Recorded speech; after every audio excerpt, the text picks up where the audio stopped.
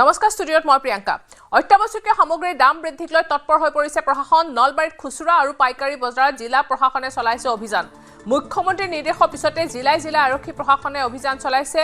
অত্যাৱশ্যকীয় সামগ্ৰীৰ দাম বৃদ্ধি ৰোধৰ উদ্দেশ্যৰে জিলা প্ৰশাসনৰ এই অভিযান অতিৰিক্ত জিলা আয়ুক্ত সহকাৰী আয়ুক্ত আৰু যোগান বিভাগৰ বিষয়াৰ নেতৃত্বত এই অভিযান জধে মধে সামগ্ৰীৰ দাম বঢ়োৱাৰ দোকানীৰ বিৰুদ্ধে কঠোৰ প্ৰশাসন অত্যাৱশ্যকীয় সামগ্ৰীৰ দাম বৃদ্ধিক লৈ তৎপৰ হৈ পৰিছে প্ৰশাসন নলবাৰীত খুচুৰা আৰু পাইকাৰী বজাৰত জিলা প্ৰশাসনে চলাইছে অভিযান মুখ্যমন্ত্ৰীৰ নিৰ্দেশৰ পিছতে জিলাই আৰক্ষী প্ৰশাসনৰ ফালৰ পৰা অভিযান চলোৱা হৈছে অত্যাৱশ্যকীয় সামগ্ৰীৰ দাম বৃদ্ধি ৰোধৰ বাবে জিলা প্ৰশাসনে চলাইছে এইদৰে অভিযান অতিৰিক্ত জিলা আয়ুক্ত সহকাৰী আয়ুক্ত আৰু যোগান বিভাগৰ বিষয়াৰ নেতৃত্বত চলিছে এই অভিযান জধে মধে সামগ্ৰীৰ দাম বঢ়োৱা দোকানীৰ বিৰুদ্ধে লৈছে কঠোৰ ব্যৱস্থা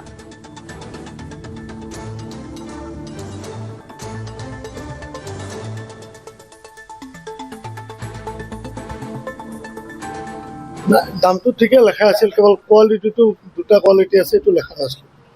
এটা 900 এটা 950 এটা 700 বগা মুখ্যমন্ত্ৰীগৰাকীয়ে নিৰ্দেশ দিছিল অনুৰোধ জনাইছিল আপোনালোকক যে দাম আপোনালোকে লিখি ৰাখক দামটো লিখাই আছে আমাৰ দাম একচুৱেলি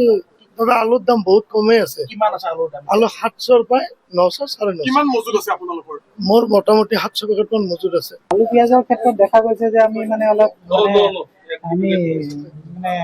অলপ হামাহি দেখিছো কাষ্টমাৰৰ ক্ষেত্ৰত আমি যিখিনি ষ্টেপ ল'ব লাগে আমি জিলা প্ৰশাসন বা ছাপ্লাই বিভাগৰ পৰা আমি এইখিনি ইনিচিয়েট কৰিম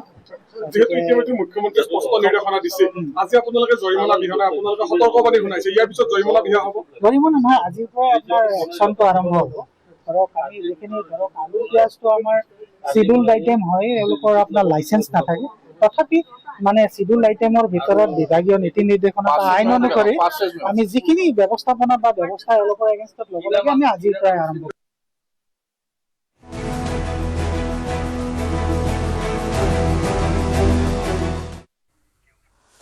জুবিন ক্ষেত্ৰত উপস্থিত হৈ মুখ্যমন্ত্ৰী ডক্টৰ হিমন্ত বিশ্ব শৰ্মা দ্বিতীয়বাৰ মুখ্যমন্ত্ৰী হিচাপে কাৰ্যভাৰ গ্ৰহণ কৰি জুবিন ক্ষেত্ৰত উপস্থিত হয় মুখ্যমন্ত্ৰী জুবিন ক্ষেত্ৰৰ কাম কাজৰ অগ্ৰগতিৰ বুজ ল'লে মুখ্যমন্ত্ৰীয়ে সমাধি ক্ষেত্ৰ পৰিদৰ্শন কৰি জুবিন গাৰ্গলৈ শ্ৰদ্ধাঞ্জলি জ্ঞাপন কৰিলে মুখ্যমন্ত্ৰীয়ে জুবিন গাৰ্গৰ শেষকৃত্য সম্পন্ন হোৱাৰ পিছত প্ৰথমবাৰৰ বাবে মুখ্যমন্ত্ৰীগৰাকীয়ে জুবিন ক্ষেত্ৰত উপস্থিত হৈ শীঘ্ৰে কামসমূহ নিয়াৰিকৈ আগবঢ়াই নিবলৈ নিৰ্দেশ দিয়ে 3 কোটি টকা ব্যয়েৰে জুবিন ক্ষেত্ৰৰ সীমাৰ দেৱাল নিৰ্মাণ হৈ আছে সীমাৰ দেৱালৰ নিৰ্মাণৰ কাম শেষ হ'লে মূল সমাধি কাম আৰম্ভ কৰাৰ নিৰ্দেশ দিয়ে মুখ্যমন্ত্ৰীগৰাকীয়ে জুবিন ক্ষেত্ৰ সুন্দৰকৈ নিৰ্মাণৰ সংকল্পত অসম চৰকাৰ অটল বুলি মন্তব্য কৰে নিৰ্বাচনৰ সময়ত জয়ী হৈ জুবিন ক্ষেত্ৰলৈ যাব বুলি প্ৰতিশ্ৰুতি দিছিল মুখ্যমন্ত্ৰীয়ে আৰু সেই প্ৰতিশ্ৰুতি ৰক্ষা কৰি দ্বিতীয়বাৰ মুখ্যমন্ত্ৰী হিচাপে শপত লোৱাৰ পিছতে জুবিন ক্ষেত্ৰত উপস্থিত হ'ল মুখ্যমন্ত্ৰীগৰাকী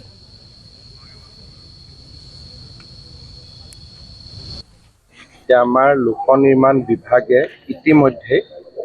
জুবিন ক্ষেত্ৰৰ নিৰ্মাণৰ প্ৰাৰম্ভিক কাম হাতত লৈছে প্ৰায় 3 কোটি টকা ব্যয়েৰে আমি ইয়াৰে বাউণ্ডৰী ৱাল নিৰ্মাণৰ কাম হাতত লৈছোঁ আৰু ওপৰৰ পৰা যাতে মাটি খহি আহিব নোৱাৰে তাৰ কাৰণেও কিছু আমি ব্যৱস্থা হাতত লৈছোঁ আজি মই এই গোটেই ক্ষেত্ৰখন আমাৰ লোক নিৰ্মাণ বিভাগৰ বিষয়াসকলৰ সৈতে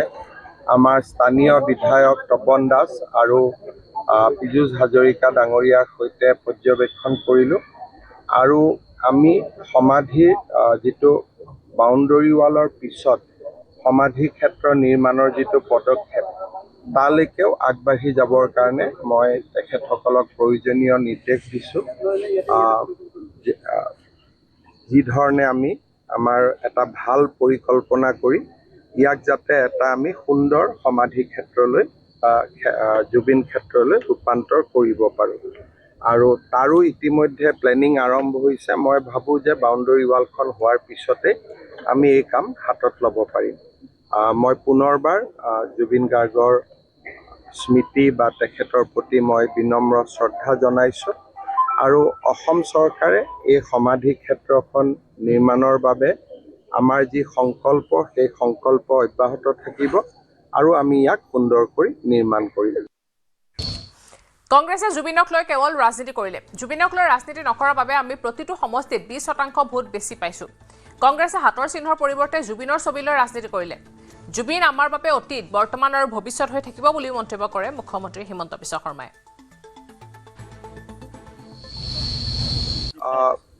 জুবিন গাৰ্গৰ এই সমাধি ক্ষেত্ৰখন স্থান নিৰ্বাচন কৰোঁতেও মই নাই বুলি ইয়াতে 15-বাৰতকৈ বেছি আহিছোঁ আৰু এই স্থানখনতে জুবিনৰ শেষকৃত্য বা অন্তিম যাত্ৰা হওক তাৰো ব্যৱস্থা কৰিবৰ কাৰণে আমিয়ে ইয়াত আছিলোঁ কিন্তু পিছত ৰাজনীতিৰ লগত জড়িত মানুহসকলে ইয়াক লৈ ইমান ৰাজনীতি কৰিলে যে এটা সময়ত ইয়াত আহিব বেয়া লগা হৈ গ'ল কাৰণ ইয়াতে জুবিনতকৈ ৰাজনীতিৰ কথা বেছি আলোচনা হোৱা আৰম্ভ হ'ল আৰু মই জানিছিলোঁ যে ইলেকশ্যন হোৱাৰ পিছত লাহে লাহে ৰাজনীতি শেষ হ'ব আৰু জুবিনৰ যি আচল যিটো মানুহ বা আচল যিটো চৰিত্ৰ আচল যিটো সত্তা আচল যিটো শিল্পী মন সেইটো নিজে নিজে প্ৰকাশ হ'ব আৰু আজি মই অনুভৱ কৰোঁ যে লাহে লাহে মানুহে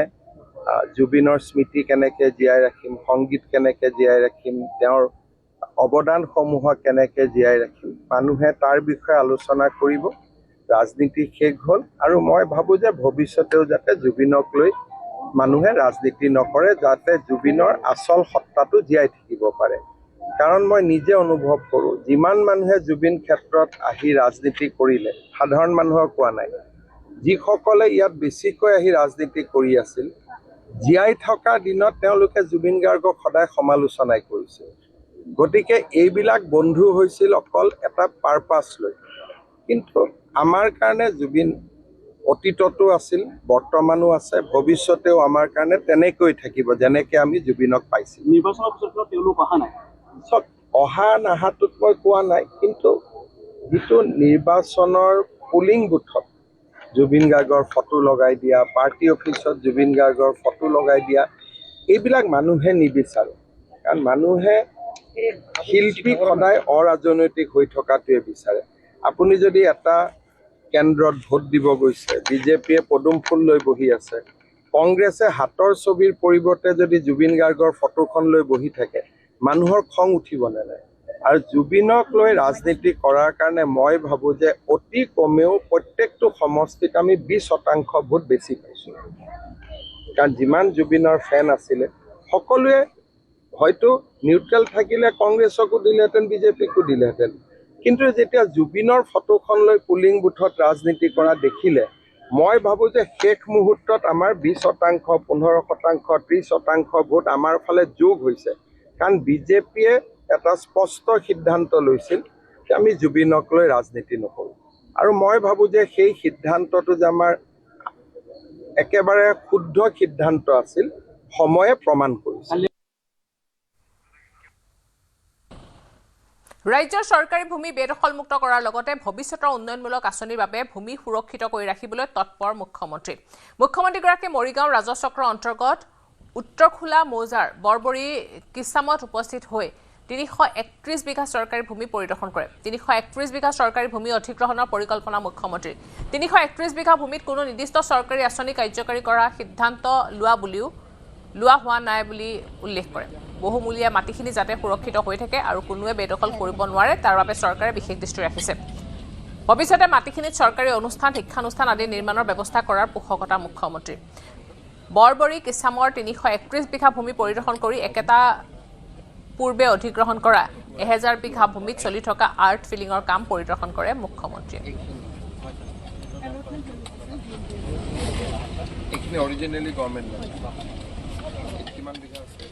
আমাৰ জাগিৰোড সমষ্টিৰ বিশেষকৈ আহঁতগুৰি বা ধৰমটোল অঞ্চলত আমি চৰকাৰী মাটি কিমানখিনি আমাৰ নামত আছে আমি তাৰ এটা পৰ্যবেক্ষণ কৰি আছোঁ যাতে এই চৰকাৰী মাটিখিনিত আমি বিভিন্ন অনুষ্ঠান প্ৰতিষ্ঠান ইণ্ডাষ্ট্ৰিয়েল ইষ্টেট বা অন্য চৰকাৰী অনুষ্ঠান শৈক্ষিক প্ৰতিষ্ঠান আদি আমি আনিব পাৰোঁ সেইকাৰণে মই বিশেষকৈ গুৱাহাটীৰ আশে পাশে এই অঞ্চলখিনিত চৰকাৰী মাটিখিনিক সংৰক্ষণ কৰাৰ কাৰণে ব্যৱস্থা লৈছোঁ ইয়াতো প্ৰায় 300 বিঘা চৰকাৰী মাটি আছে মই আজি চাই গ'লোঁ আৰু মাটিখিনি যাতে সংৰক্ষণ হৈ থাকে এতিয়া কোনো আঁচনি নাই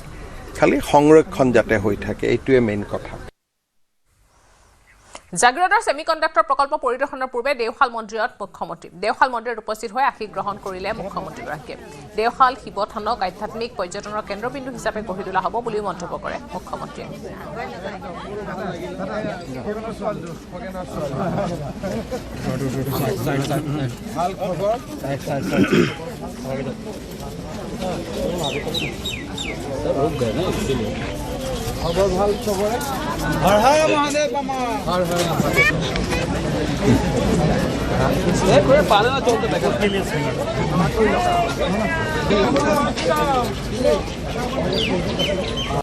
মোৰ বহুদিনৰ পৰা দেওশাল মন্দিৰলৈকে অহাৰ এটা ইচ্ছা আছিলে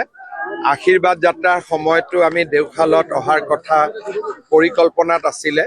কিন্তু কিবা কাৰণত হৈ নুঠিল আজি অলপ সময় পাই দেওশাল মন্দিৰলৈ আহিলো মন্দিৰত 1400 শতিকাতে গোভা ৰজাই প্ৰতিষ্ঠা কৰা শিৱলিংগ প্ৰণাম জনাই মই নিজেও মোৰ মনটো ভাল লাগিলে আৰু মই ভাবো যে মন্দিৰটোৰ উন্নয়নৰ কাৰণেও বিভিন্ন আঁচনি লোৱা হৈছে আৰু ই এটা আধ্যাত্মিক পৰ্যটনৰ এটা কেন্দ্ৰবিন্দু হৈ পৰিব জাগিৰোডত মুখ্যমন্ত্ৰী হিমন্ত বিশ্ব শৰ্মা ছেমিকণ্ডাক্টৰ প্ৰকল্প পৰিদৰ্শন কৰে মুখ্যমন্ত্ৰীগৰাকীয়ে মুখ্যমন্ত্ৰীক সংগ দিছে বিধায়ক পিয়ুষ হাজৰিকাই নিৰ্মাণ ছেমিকণ্ডাক্টৰ প্ৰকল্পৰ কাম কাজৰ বুজ ল'লে মুখ্যমন্ত্ৰীয়ে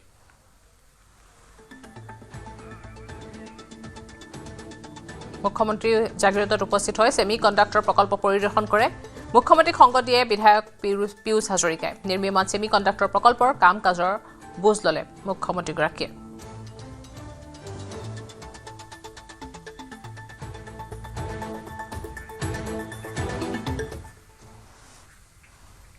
বৰাগাঁৱৰ শ্বহীদ স্মাৰক ক্ষেত্ৰত উপস্থিত অগপৰ বিধায়কৰ দল 7জনীয়া বিধায়কৰ দল উপস্থিত হৈছে শ্বহীদ স্মাৰক ক্ষেত্ৰত অতুল বৰাৰ নেতৃত্বত উপস্থিত হ'ল বিধায়কৰ দলটো স্মাৰক ক্ষেত্ৰত অসম আন্দোলনৰ শ্বহীদক স্মৰণ অগপৰ বিধায়কৰ দলটো অতুল বৰাৰ উপৰিও দলটোত আছে কেশৱ মহন্ত প্ৰকাশ দাস তপন দাস সহ কেইবাগৰাকী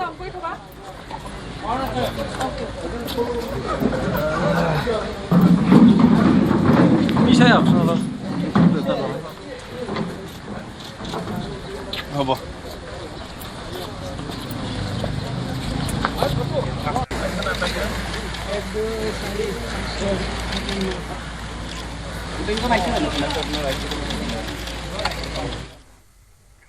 গুৱাহাটীলৈ অনা হল কোকৰাঝাৰত উৎকোচ লৈ গ্ৰেফতাৰ হোৱা ডিএফঅ অবিনাশ বসুমতাৰী 2 লাখ টকা উৎকোচ লৈ হাতেলোতে গ্ৰেফতাৰ হৈছিল কোকৰাঝাৰৰ ডিএফঅ বসুমতাৰী গুৱাহাটীত দুৰ্নীতি নিবাৰক শাখাৰ জেৰা অব্যাহত আছে এজন লোকৰ অনাদয় বিল মুকলি কৰি দিয়াৰ নামত ডিএফঅ বসুমতাৰীয়ে বিচাৰিছিল উৎকোচ বিল মুকলিৰ নামত বসুমতাৰীয়ে বিচাৰিছিল 9,75,000 টকা বিচৰা ধনৰ 2 লাখ টকা আগধন হিচাপে নিজৰ কাৰ্যালয়ত লওঁতে দুৰ্নীতি নিবাৰক শাখাই গ্ৰেফতাৰ কৰে পুৱাৰে পৰা জেৰা অব্যাহত ৰাখিছে বসুমতাৰী পৰীক্ষাৰ বাবে স্বাস্থ্য পৰীক্ষাৰ বাবে লৈ যোৱা হৈছে ডিএফঅ বসুমতাৰীক স্বাস্থ্য পৰীক্ষাৰ অন্তত আদালতত হাজিৰ কৰোৱাই নিজৰ জিম্মাত বিচাৰিব দুৰ্নীতি নিবাৰক শাখাই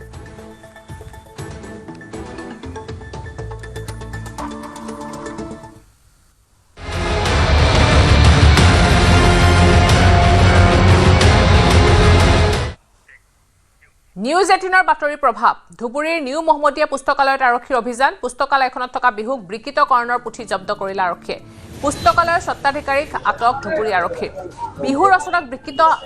ব্যাখ্যা কৰাক লৈ ৰাজ্যজুৰি সৃষ্টি হৈছে প্ৰতিক্ৰিয়া আৰু এই প্ৰতিক্ৰিয়া অব্যাহত থকাৰ সময়তে আজি ধুবুৰী আৰক্ষী থানাৰ ভাৰপ্ৰাপ্ত আৰক্ষী বিষয়া প্ৰীতম দাসৰ নেতৃত্বত যোৱা আৰক্ষী এটা দলে নিউ মহম্মদীয়া পুস্তকালয়ত অভিযান চলায় নিউ মহম্মদীয়া পুস্তকালয়ৰ দ্বাৰা প্ৰকাশিত 6ষ্ঠ 7ম আৰু 8ম শ্ৰেণীৰ সহজ ব্যাকৰণ ৰচনা নামৰ পুথিখনৰ বহু কপি জব্দ কৰে উল্লেখ্য যে ধুবুৰীত বিহুৰ বিকৃত ব্যাখ্যাৰ বিৰুদ্ধে নিউ মহম্মদীয়া পুস্তকালয়ৰ বিৰুদ্ধে ধুবুৰী থানাত এজাহাৰ দাখিল কৰিছিল এবিভিপি ধুবুৰী শাখাই প্ৰকাশকৰ বিৰুদ্ধে বিহিত ব্যৱস্থা লোৱাৰ দাবীৰে এজাহাৰ দাখিল কৰাৰ পিছতে এনেদৰে পুস্তকালয়খনত অভিযান চলাই জব্দ কৰিলে বিহুক বিকৃতকৰণ কৰা কিতাপ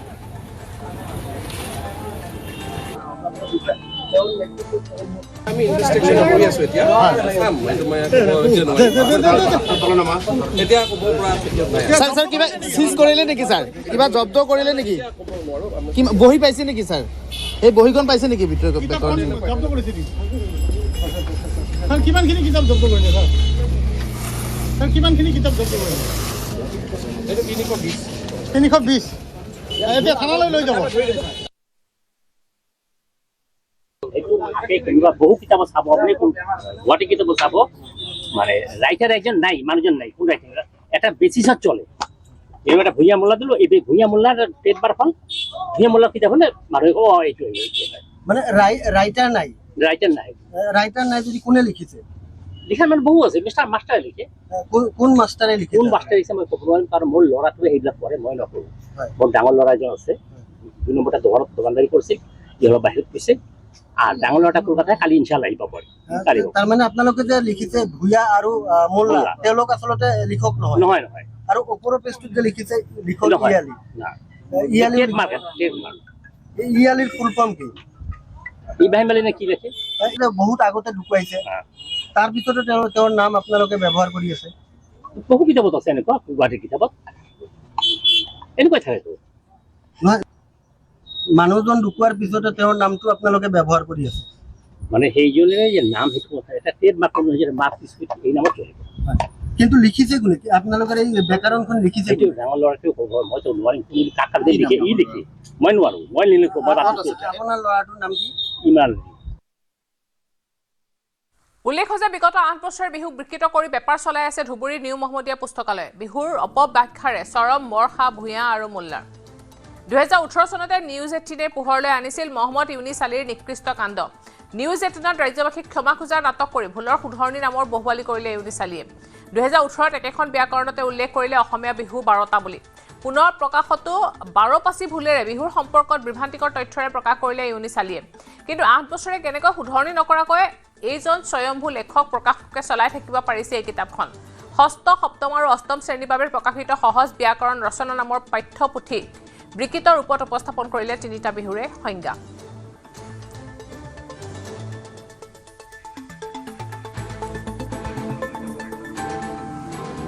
বিহুক বিকৃত কৰি বেপাৰ কৰা ধুবুৰীৰ নিউ মহম্মদীয়া পুস্তকালয়ৰ স্বত্বাধিকাৰীৰ বিৰুদ্ধে গৰজি উঠিল সদৌ অসম ছাত্ৰ সন্থা। লেখক প্ৰকাশকক গ্ৰেপ্তাৰ কৰি জেললৈ পঠিয়াব লাগে বুলি মন্তব্য কৰি কাৰাগাৰত গোটেই নিশা বিহুক লৈ ৰচনা লিখিব দিব লাগে বুলিও প্ৰতিক্ৰিয়া প্ৰকাশ কৰে আছুৰ সভাপতি উৎপল শৰ্মাই।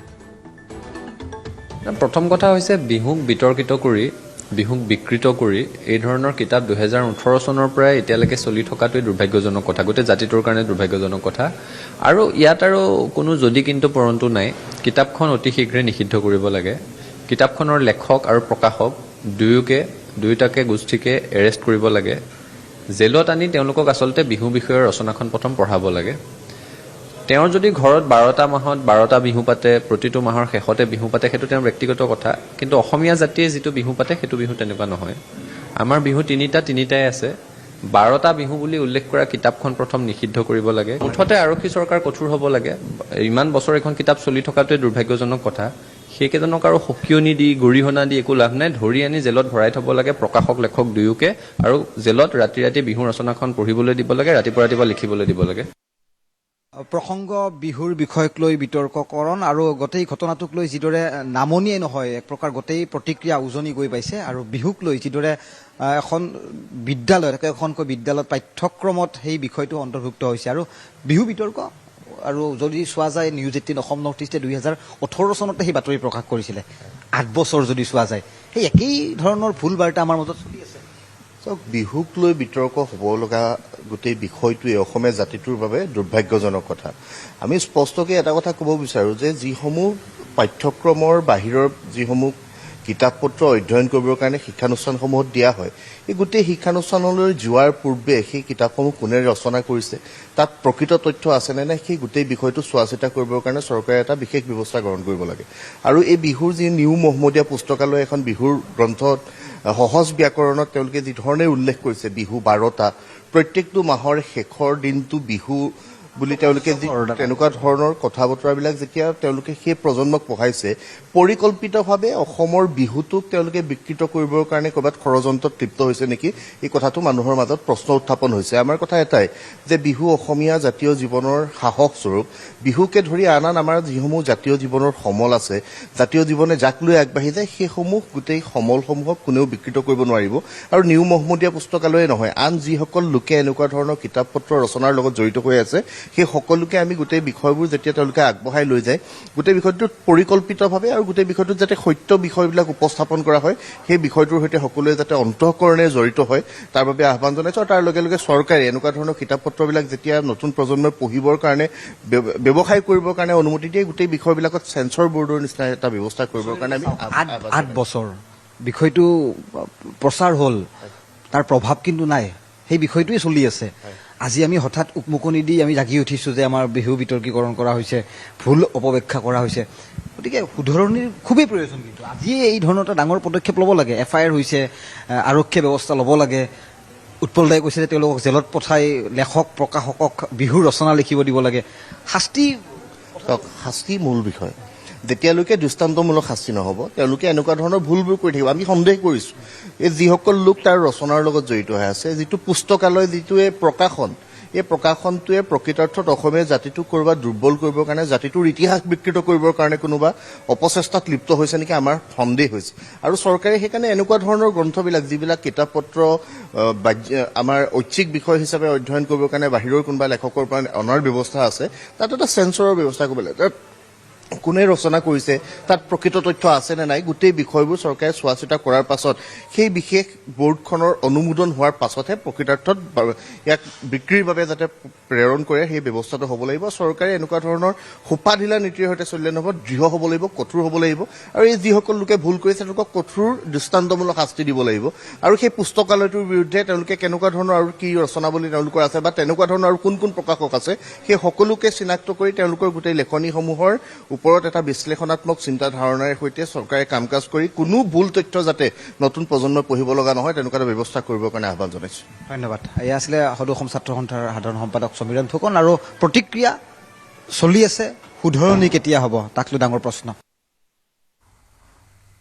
শিৱসাগৰ দিচাংমুখ জেইল গাঁৱত উত্তপ্ত পৰিস্থিতি এগৰাকী মহিলাক স্বামীয়ে হত্যা কৰাৰ সন্দেহত উত্তপ্ত পৰিস্থিতিৰ সৃষ্টি হয় অঞ্জু হাজৰিকা নামৰ মহিলাগৰাকীক হত্যা কৰাৰ অভিযোগ স্বামী তিলক চেতিয়াই হত্যা কৰাৰ অভিযোগ 7 বছৰৰ পূৰ্বে তিলক চেতিয়াৰ সৈতে বিবাহপাশত আবদ্ধ হৈছিল মৃত অঞ্জু হাজৰিকাৰ দেহত আঘাতৰ চিন স্পষ্ট থকা বুলি প্ৰকাশ কৰিছে আৰক্ষীয়ে মৰণোত্তৰ পৰীক্ষা নকৰাকৈ দিচাংমুখ জেইল গাঁৱলৈ লৈ অহা হৈছিল মৃতদেহ আৰক্ষীয়ে অঞ্জু হাজৰিকাৰ মৃতদেহৰ মৰণোত্তৰ পৰীক্ষাৰ বাবে ব্যৱস্থা গ্ৰহণ কৰিছে অভিযুক্তৰ বিৰুদ্ধে কঠোৰ শাস্তিৰ দাবী কৰিছে উত্তেজিত ৰাইজে তিলক চেতিয়াক উচিত শাস্তি দিয়াৰ দাবীৰে উত্তাল কৰি তুলিছে পৰিৱেশ নাই মাৰা কোৱা নাই কি হ'ল এনেই তাই মাক গোটক লৈ মোক গালি দি আছিলে যেনিবা কথা বৰ্তমান মনত উঠয় বাকী একো কোৱা নাই না আপুনি মাৰিলে বুলি কৈছে তাৰপৰা ৰাতি শুই আছিলে শুই থাকোঁ শিৱসাগৰ দিচাংমুখ জেল গাঁও চাৰিআলিত বৰ্তমান উত্তেজনাময় পৰিৱেশে বিৰাজ কৰিছে কাৰণ এই জেল গাঁও চাৰিআলিৰে নিবাসী অঞ্জু হাজৰিকাক 7 বছৰ পূৰ্বে যোৰহাট নগাবাটৰ তিলক চুতীয়ালৈ বিয়া হৈছিলে অঞ্জু হাজৰিকা আৰু আজি মৃতদেহ ঘূৰি আহিছে শিৱসাগৰ এই জেল গাঁওখনলৈ আচলতে যিসকল পৰিয়ালবৰ্গ আছে মই তেওঁলোকৰ ভাষ্য ল'ম বাইদেউ অকণমান আহিব মই কি হৈছিলে ঘটনাটো আপোনাৰ মানে পথাৰলৈ গৈছে পথাৰলৈ যাওঁতে ফোন কৰিলে তাৰপৰা আহি পালোহি তাক সুধিলো ফোন কৰি কি হৈছে বোলে এনেকুৱা হ'ল কিবা মই গৈছো বোলো কিবা মেডিকেল আপুনি কোন হয় ককাই হয় কি হ'ল ঘটনাটো পেচা হ'ল বুলি কৈছে কিবা মাতিলে কিবা মই ক'লো বোলো গৈছো মই পইচা পাতি লৈ তাক পইচা নাই বুলি কৈছিলে তাৰপৰা গৈ অলপ দেৰি পিছত ফোন কৰিছে গৈছো বুলি কওঁতে সি কৈছে যে আহিব নালাগে বোলে আপোনাক আমাৰ ভনীহঁত আহিলে বুলি কৈছে আহিছে বোলে আপুনি আহিব নালাগে বোলে তাৰপিছত মোৰ তথাপিতো মনটো সহ্য নহ'ল গুচি গ'লো গৈ পাইছোঁ কিবা জয়সাগৰ মুখত ডেড বডি লৈ আনিছে মৃতদেহ তাত নানা ৰাখিলে ইয়ালৈ কিয় লৈ আহিছে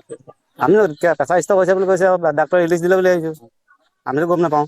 আপুনি চাইছে হয়তো ক'ত কেনেকুৱা ধৰণৰ দাগ দেখিছে কি সন্দেহ কৰিছে এনেকুৱা হাতৰ এনেকুৱা একদম কোলা পৰি আছে চেপা মাৰি দিয়া এনে কামুৰি দিয়া তাৰপৰা চকুটো একদম অৱস্থা বেয়া বহুত যে দুখ পাই একদম কোলা হৈ অৱস্থা নাই চকুটো সম্ভৱ মেলিব নোৱাৰিলে নেকি কোবটোত বা তাৰপৰা মোলৈ প্ৰায় 5:30 মানত ফোন কৰিছিলে ফোন কৰিলত মই তেতিয়া ক'লো গিয়েকে কৈছিলে তাৰপৰা মই ক'লো যাম মই অকণমান দূৰ হয় মোৰ উদয়পুৰত নহয় আৰু ইয়াৰ লগে লগে সময় হৈছে এতিয়া বাতৰিৰ পৰা বিদায় লোৱাৰ নমস্কাৰ अक्कर बक्कर बम्बे बो ঘৰত কোনটো টিএমটি লগাইছে माइथन स्टील আপোনাৰ ওপৰত ট্ৰাষ্ট কৰিব পাৰি ओके ষ্ট্ৰং মানে মাইথান ষ্টীল